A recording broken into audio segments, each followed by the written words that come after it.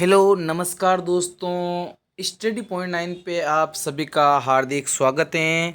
देखिए दोस्तों, आज 20 नवंबर के दिन हम करंट पढ़ने जा रहे हैं और इस वीडियो की पीडीएफ आपको टेलीग्राम चैनल जिसका नाम है daily current affairs study point 9, जिसका लिंक इस वीडियो के डिस्क्रिप्शन के अंदर और कमेंट बॉक्स के अंदर पिन किया हुआ मिल जाएगा।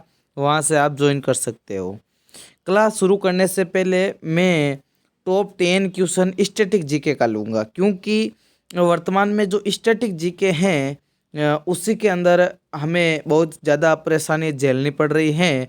तो मैं करंट अफेयर्स के साथ साथ टॉप 10 क्वेश्चन जो स्टैटिक जीके के हैं उनका लूँगा, और साथ ही साथ जो हम करंट अफेयर्स करेंगे उसके अंदर भी हम स्टैटिक जीके और हर ऑप्शन की डिटेल पे ज़्यादा जोर देंगे, ठीक है। और सबसे लास्ट में हम करेंगे जो कल की क्लास थी उसका एक बार क्विक रिवीजन, ठीक है। तो सबसे पहले हम जो टॉप 10 क्वेश्चन है वो कर लेते हैं स्टैटिक जीके के। देखिए, बात करें हम सती प्रथा को समाप्त करने का श्रेय तो वो किस गवर्नर को जाता है, तो वो जाता है लॉर्ड विलियम बेंटिंग को। किसे जाता है? लॉर्ड विलियम बेंटिंग को जाता है सती प्रथा को समाप्त करने का श्रेय, ठीक है। अगला है, भारत में पहली रेल कब चली थी? तो भारत में पहली रेल चली थी 16 अप्रैल 1853 के दिन अंदर। कब चली थी? 16 अप्रैल 1853 को भारत के अंदर पहली रेल चली थी मुंबई से ठाणे के बीच में, ठीक है। अगला है, गौतम बुद्ध को ज्ञान की प्राप्ति कहाँ पे हुई थी? तो गौतम बुद्ध को ज्ञान की प्राप्ति हुई थी बोध गया के अंदर। कहाँ पे हुई थी? बोध गया के अंदर, बोधि वृक्ष के नीचे, पीपल के वृक्ष के नीचे, ठीक है। अगला है, बिहार में 1857 के विद्रोह का नेतृत्व किसके द्वारा किया गया? तो ये किया गया कुंवर सिंह के द्वारा। किसके द्वारा? कुंवर सिंह के द्वारा किया गया। अगला है, ब्रह्म समाज की स्थापना किसके द्वारा की गई? तो ये की गई राजा राम मोहन राय के द्वारा। किसके द्वारा दोस्तों? राजा राम मोहन राय के द्वारा ब्रह्म समाज की स्थापना की गई। अगला है, समाचार पत्रों से प्रतिबंध हटाने का श्रेय किसे जाता है? तो ये जाता है चार्ल्स मेडकॉप को। किसे जाता है? चार्ल्स मेडकॉप के द्वारा समाचार पत्रों से जो उस पे समाचार पत्रों पर लगे प्रतिबंध हैं उनको हटाने का श्रेय जाता है चार्ल्स मेडकॉप को। अगला है, हैदराबाद और सिकंदराबाद के बीच कौन सी झील स्थित है? तो ये झील है हुसैन सागर झील। कौन सी झील है? हुसैन सागर झील। और हैदराबाद और सिकंदराबाद को जुड़वा शहर के नाम से भी जाना जाता है। अगला है, भाखड़ा नागल परियोजना किस नदी पे निर्मित है? तो ये है सतलज नदी के ऊपर। कहाँ पे? सतलज नदी के ऊपर भाखड़ा नागल परियोजना है, ठीक है। अगला है, किस गवर्नर जनरल ने हड़प नीति का प्रतिपादन किया है? तो ये हड़प नीति का प्रतिपादन करने वाले जो गवर्नर जनरल थे वो थे लॉर्ड डलहौजी। कौन थे? लॉर्ड डलहौजी। और स्टैटिक जीके का लास्ट क्वेश्चन है, सविनय अवज्ञा आंदोलन के समय भारत का वायसराय कौन था? तो भारत का वायसराय था लॉर्ड इरविन। कौन थे? लॉर्ड इरविन थे सविनय अवज्ञा आंदोलन के समय। अब शुरुआत करते हैं अब जो आज के बेहतरीन टॉप 10 क्वेश्चन के करंट अफेयर्स के अंदर। तो क्वेश्चन नंबर 1 की चर्चा कर लेते हैं कि हाल ही में कौन सा तूफान बांग्लादेश के तट से टकराएगा? तो टकराया, तो बांग्लादेश के तट से टकराने वाला जो चक्रवात है, तूफान है, वो है मिड हिली। क्या है? मिड हिली जो चक्रवात हैं वो टकराया है कहाँ पे? बांग्लादेश के अंदर, ठीक है। देखिए, विपरजोय और तेज और होमोन ये सभी क्या हैं? चक्रवात हैं, जिसके अंदर होमोन की बात करें तो इसका नामकरण किया था यमन के द्वारा। किसके द्वारा किया गया? यमन के द्वारा। तेज का नामकरण किया गया था भारत के द्वारा। किसके द्वारा किया गया? भारत के द्वारा तेज का नामकरण किया गया था, ठीक है। और विपरजोय का जो नामकरण है वो किया गया था हमारे किसके द्वारा? तो ये किया गया म्यांमार के द्वारा। विपरजोय का नामकरण किसके द्वारा किया गया? म्यांमार के द्वारा किया गया था विपरजोय का नामकरण, ठीक है। देखो, कुछ जैसे इस मिड हिली जो है चक्रवात, इससे संबंधित कुछ फैक्ट है। जैसे कब आया? तो 17-18 नवंबर को टकराया था बांग्लादेश तट पे। और भारतीय मौसम विज्ञान विभाग आईएमडी ने एक बुलेटिन में कहा कि बंगाल की खाड़ी के ऊपर गहरा दबाव एक चक्रवाती तूफान में बदल गया है और 80 किलोमीटर प्रति घंटे की अधिकतम गति के साथ बांग्लादेश तट पर पहुंचने से पहले सुंदरवन से गुजरेगा। सुंदरवन कहाँ पे है? तो सुंदरवन है वेस्ट बंगाल के अंदर। कहाँ पे है? वेस्ट बंगाल पश्चिम बंगाल के अंदर है सुंदरवन का डेल्टा और सुंदरवन से गुजरेगा। ये बात किसने कही है तो ये कही है भारतीय मौसम विज्ञान के द्वारा। ठीक है, देखिए बांग्लादेश का नाम आया है तो राजधानी ढाका, मुद्रा है टक्का, वर्तमान में राष्ट्रपति हैं बांग्लादेश के शाहबुद्दीन चुप्पू और यहाँ की प्रधानमंत्री हैं शेख हसीना। और संयुक्त सैन्य अभ्यास जो भारत और बांग्लादेश के बीच होता है उसका नाम है संप्रीति। मैत्री दिवस मनाया जाता है 6 दिसंबर को। ठीक है, चलो अगले क्वेश्चन की ओर चलते हैं। क्वेश्चन नंबर 2 है, हाल ही में भारतीय नौसेना ने किस नाम से अपनी चौथी पनडुब्बी रोधी युद्धक जहाज लॉन्च किया है? तो ये क्या है, INS अमिनी के नाम से। किस नाम से? INS अमिनी के नाम से भारतीय नौसेना के द्वारा अपनी चौथी पनडुब्बी रोधी युद्धक जहाज लॉन्च किया है। बात करें INS वागसीर, तो ये प्रोजेक्ट 75 के तहत बनने वाली 6 पनडुब्बियों में से एक है, जिसके अंदर 6 पनडुब्बियों में से एक है प्रोजेक्ट 75 के तहत। बात करें INS सिंधुवीर की, तो ये प्रोजेक्ट 17 के अंदर बनने वाली जो पनडुब्बी है वो है INS सिंधुवीर। ठीक है, चलो अगला है, भारतीय नौसेना ने अपनी चौथी पनडुब्बी रोधी युद्धक जहाज INS अमिनी लॉन्च किया है। ये कहाँ से? तो कट्टुपल्ली से ये लॉन्च किया गया है। Anti submarine warfare shallow water craft ASWSWC परियोजना के चौथे अमिनी कट्टुपल्ली में मेंबर्स L&T शिप बिल्डिंग से सफलतापूर्वक ये लॉन्च की गई है। इसका निर्माण किसके द्वारा किया गया? तो इसका निर्माण किया गया garden reach ship builds and engineers limited, जो कहाँ पे है? ये है वेस्ट बंगाल के अंदर। ठीक है, भारतीय नौसेना की बात करें तो स्थापना 1950 के अंदर हुई थी। मुख्यालय नई दिल्ली के अंदर है भारतीय नौसेना का, और जो प्रमुख हैं वर्तमान में भारतीय नौसेना के वो हैं R हरि कुमार। ठीक है, चलो क्वेश्चन नंबर 3 की ओर चलते हैं। महाराष्ट्र सरकार ने लता मंगेशकर पुरस्कार 2023 दिए जाने के लिए किसे चुना गया है?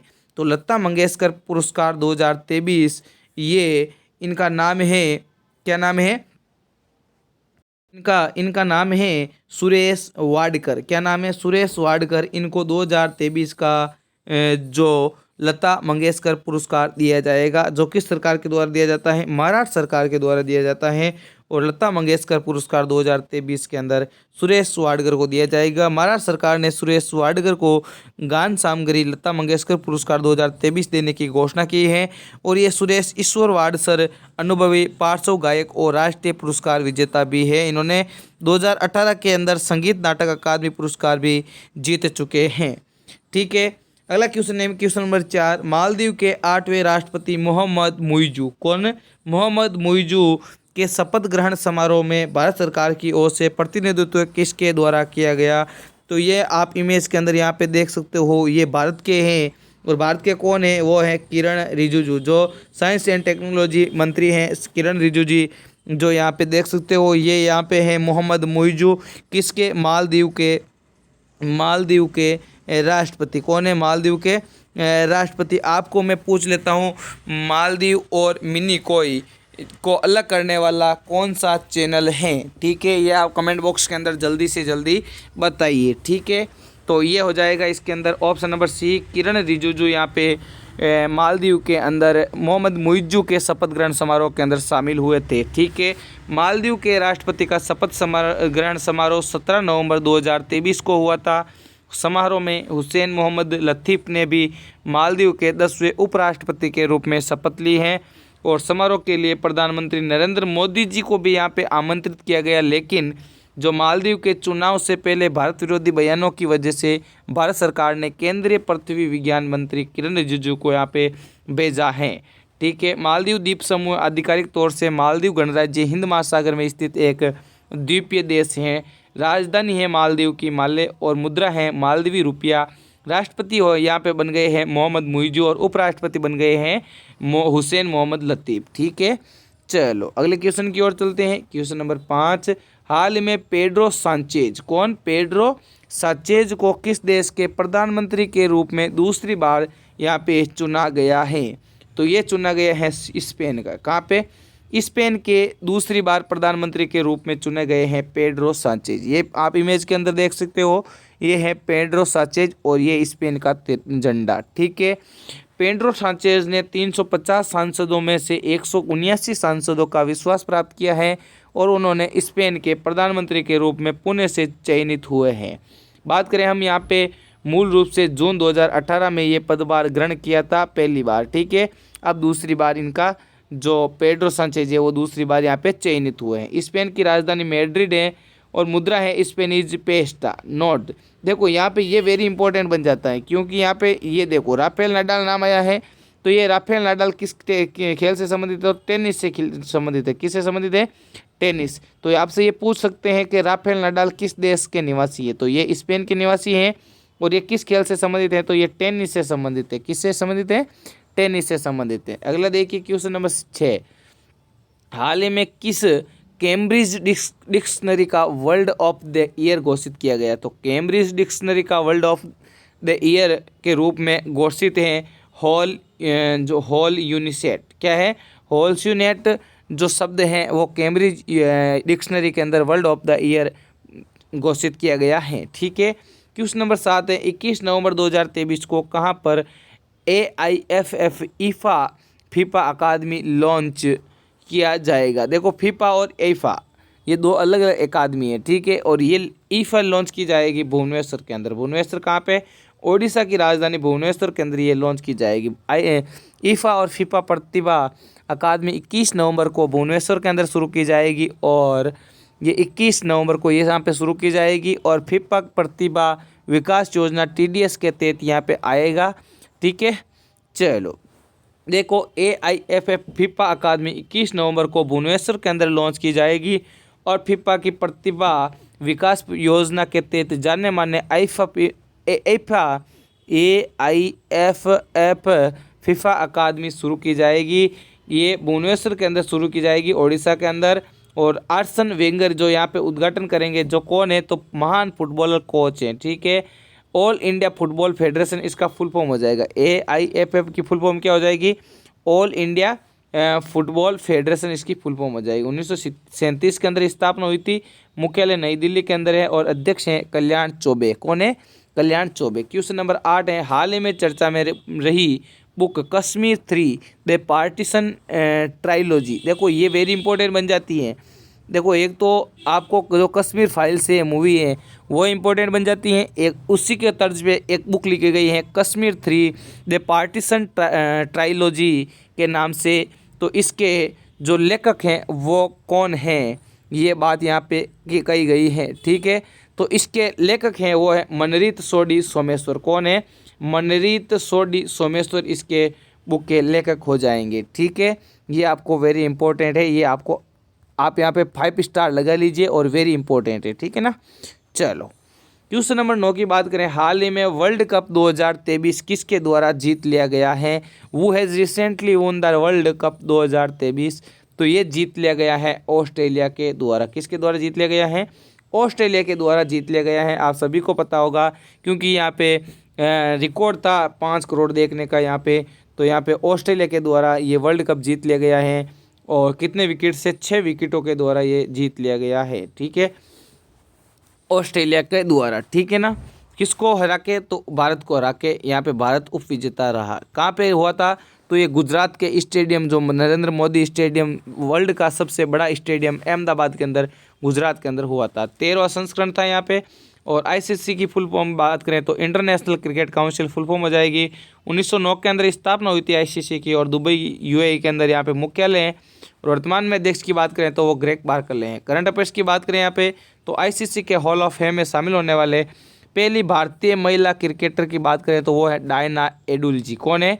डायना एडुलजी यहाँ पे शामिल हुई है हॉल ऑफ द फेम के अंदर। ठीक है, क्वेश्चन नंबर 10 आज का लास्ट क्वेश्चन है, हाल ही में किस देश ने दुनिया का सबसे फास्ट इंटरनेट लॉन्च किया है? तो ये किया है चाइना के द्वारा। ये रिवीजन क्वेश्चन है और अब हम करते हैं कल के क्लास का रिवीजन। ठीक है, तो देखिए गृह मंत्रालय ने किस राज्य में मैतेई चरमपंथी संगठनों को गैर कानूनी घोषित किया है? तो ये मैतेई जो समूह है वो कहाँ पे है? वो मणिपुर के अंदर है। ठीक है, अगला है नोवा भारत अंतर्राष्ट्रीय विज्ञान महोत्सव जनवरी 2023 में कहाँ पे आयोजित किया जाएगा, तो ये फरीदाबाद के अंदर आयोजित किया जाएगा। अगला है एक विश्व कप संस्करण में सर्वाधिक रन बनाने का रिकॉर्ड किस खिलाड़ी के नाम है, तो ये है विराट कोहली के नाम। अगला है किस देश के कप्तान बाबर आजम ने सभी प्रारूपों की कप्तानी से इस्तीफा ले लिया है, तो वो हो जाएगा पाकिस्तान। कहाँ से? पाकिस्तान से इस्तीफा ले लिया। पाकिस्तान की जो सभी कप्तानी के रूप में यहाँ पे ले लिया है, ठीक है, क्रिकेट से नहीं, कप्तानी से। किस देश ने दुनिया का सबसे फास्ट इंटरनेट लॉन्च किया है, तो ये भी बात हुई है हमने यहाँ पे की है चाइना के द्वारा। वर्ल्ड फिलोसॉफी डे 2023 वर्ष कब मनाया गया, तो 16 नवंबर के दिन मनाया गया, क्योंकि ये नवंबर माह के सेकंड गुरुवार को मनाया जाता है, ठीक है ना। अगला है शक्ति नीति किस क्षेत्र से संबंधित है, तो ये कोयला मंत्रालय से संबंधित है। अगला है भारतीय मूल की गृह मंत्री को यूनाइटेड किंगडम यूके के प्रधानमंत्री के द्वारा बर्खास्त किया गया, तो उनका नाम क्या है, तो उनका नाम है सुएला ब्रावर्मैन, ठीक है ना। ब्रावर्मैन, सुएला ब्रावर्मैन है, इनको यहाँ पे गृह मंत्री थी उनका पद से बर्खास्त कर दिया गया है। WHO ने अकेलापन को किस तरह से खतरा घोषित किया है, तो इसे गंभीर वैश्विक स्वास्थ्य का खतरा यहाँ पे बताया गया है वर्ल्ड हेल्थ ऑर्गेनाइजेशन के द्वारा, जिसका मुख्यालय पेरिस फ्रांस के अंदर है। ICC के हॉल ऑफ फेम में शामिल होने वाली पहली भारतीय महिला क्रिकेटर डायना एडुलजी, ये हमने अभी पढ़ लिया है, ठीक है। तो आज के लिए बस इतना ही। ये आपके दिल्ली पुलिस जो पेपर चल रहे हैं उनका एनालिसिस है, आपके यहाँ पे पूरा पेपर यहाँ पे आ रहा है आपके, तो क्लास को जरूर देखिए, डे बाय डे आ रहा है यहाँ पे, और GK GS यहाँ पे सेम टू सेम बताया जा रहा है, ठीक है ना। तो आज के लिए बस इतना ही। ये हमारा टेलीग्राम चैनल है, इसको ज्वाइन कर लीजिए। वीडियो पसंद आए तो लाइक कर दीजिए, दोस्तों के साथ शेयर कर दीजिए। Thank you. जय हिंद, जय भारत। मिलते हैं नेक्स्ट वीडियो के अंदर नए जोश नए जुनून के साथ। Thank you.